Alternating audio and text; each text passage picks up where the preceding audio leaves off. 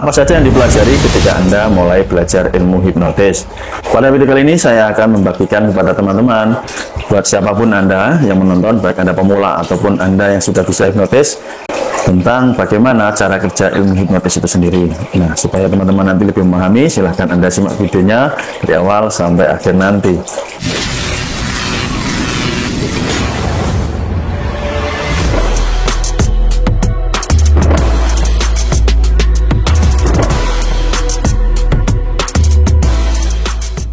Hal terpenting ketika teman-teman ingin memulai belajar ilmu hipnotis, yang pertama yang harus Anda lakukan pertama kali adalah Anda mencari literasi yang tepat tentang ilmu hipnotis.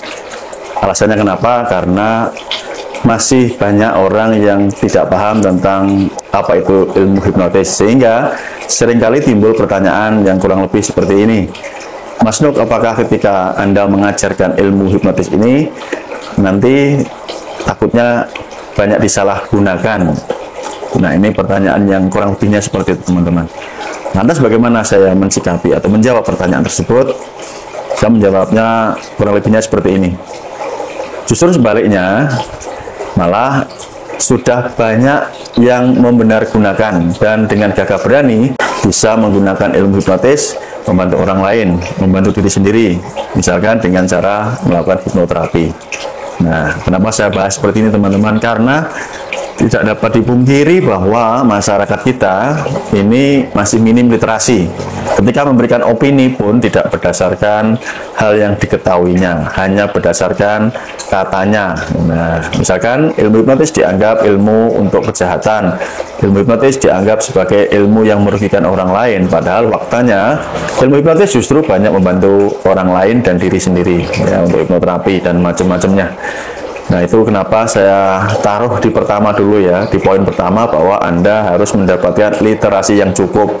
Contoh yang lainnya, misalkan teman-teman baik itu di YouTube ataupun di TikTok atau di platform lainnya yang menonton video saya, baru satu video lantas berkomentar sesuai dengan persepsinya, padahal Anda sudah bisa melihat datanya, saya sudah sajikan. Nah, seperti itu contohnya, teman-teman. Jadi supaya ketika Anda ingin belajar dalam hal apapun, ya, termasuk ketika teman-teman memutuskan untuk mendalami ilmu hipnotis, ya, cari dulu literasinya.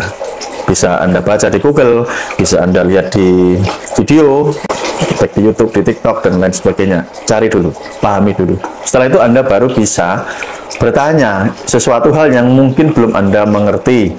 Tuh, baru setelah itu Anda mendapatkan jawaban atas pertanyaan tersebut, silakan Anda mulai untuk belajar. Sebelumnya sangat terima kasih buat teman-teman yang sudah tergabung di kelas privat My Hipnotis. Apalagi masih ada program diskon khusus. Jadi sekali lagi buat Anda yang ingin mendaftar di kelas privat My Hipnotis bersama saya, hari ini masih ada diskon khusus. Jadi silakan Anda hubungi nomor WA yang saya berikan di kolom video ini. Oke, ini sering saya sampaikan sampai nanti batas tanggal 7 April ini, ya, batas akhirnya, supaya Anda mendapatkan program diskonnya.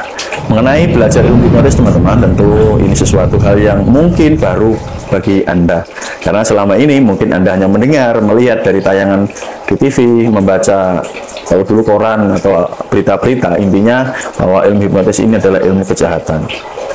Pahami dan sadari, teman-teman, bahwa ilmu apapun ini tergantung siapa yang menggunakan. Jadi bukan masalah ilmunya. Kalau ilmu itu sendiri bersifat netral.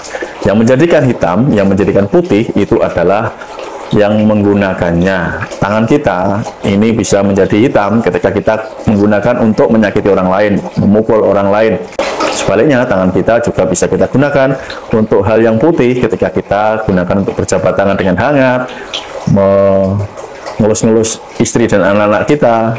Mata kita juga sama, mulut kita juga sama, dan semua hal apapun, asal cara menggunakannya ini sesuai dengan hati nurani kita, ya, kita akan menggunakan tentu untuk hal-hal yang positif, teman-teman. Apa saja yang dipelajari ketika Anda mulai belajar ilmu hipnotis? Nah, ini ingin saya sampaikan supaya teman-teman, khususnya para pemula ini, nanti mengerti nih apa yang dipelajari. Jadi di sana kita akan belajar tentang pikiran, teman-teman. Mulai dari cara kerja pikiran, apa itu pikiran sadar, pikiran bawah sadar, apa itu sugesti, bagaimana cara memberikan sugesti, bagaimana gelombang pikiran, dan lain sebagainya. pada poinnya adalah kita belajar sesuatu hal yang ilmiah. Yang kedua, di dalam belajar ilmu hipnotis, kita juga harus mengerti tentang psikologi meskipun tidak secara menyeluruh. Jadi kita belajar tentang perilaku orang dan macam-macamnya. Selain itu teman-teman, Anda juga akan belajar teknik. Ya, karena ilmu hipnotis ini kan ilmu yang ilmiah, saintifik, bukan ilmu yang bersifat magis, bukan ilmu yang bersifat klinik. Ya, maka Anda harus belajar teori secara ilmiahnya tadi, lalu Anda belajar tekniknya. Tetapi Mas Nuk, saya melihat orang yang menghipnotis ini kayaknya saya nggak percaya nih kalau tidak mempunyai jampe-jampe, mempunyai jambi-jambi, mempunyai mantra-mantra, mempunyai kekuatan khusus ya, bantuan dari entitas lain atau dari kekuatan hitam. Nah, hal tersebutlah yang menandakan bahwa kurangnya literasi. Maka dari awal saya sampaikan, pentingnya Anda mendapatkan banyak literasi. Ini sangat penting teman-teman, supaya cara berpikir Anda ini tepat. Karena di dalam ilmu hipnotis sendiri, kita juga diajarkan bagaimana caranya memprogram pikiran kita, mengubah cara pandang kita. Supaya apa? Supaya kehidupan kita jauh lebih baik. Yang awalnya barangkali Anda terlalu overthinking, sehingga sesuatu hal terlalu berlebihan menanggapinya secara negatif, mengakibatkan pikiran Anda terlalu sibuk, terlalu bergemuruh, dan stres. Di dalam ilmu hipnotis, kita juga diajarkan bagaimana menerapi diri sendiri, melakukan self-hypnosis, menghipnotis diri sendiri, dan juga bisa membantu orang lain. Dan masih banyak lagi nilai manfaat yang bisa Anda dapatkan ketika Anda belajar ilmu hipnotis. Itu ya, jadi ini gambaran supaya Anda sebelum belajar, Anda mengerti kira-kira apa yang saya pelajari di dalam ilmu hipnotis. Kemudian saya lanjutkan buat Anda yang sudah belajar ilmu hipnotis. Nah, jika Anda sudah sering mempraktekkan ilmu hipnotis, Anda sering melatihnya, Anda sudah mengasahnya, maka selanjutnya adalah supaya Anda menjadi lebih paham lagi, Anda harus berani mengajarkan ilmu hipnotis ini kepada orang lain. Apa beda Mas Nuk antara Anda melatih, mempraktekkan dengan Anda mengajarkan? Ini dua hal yang berbeda teman-teman.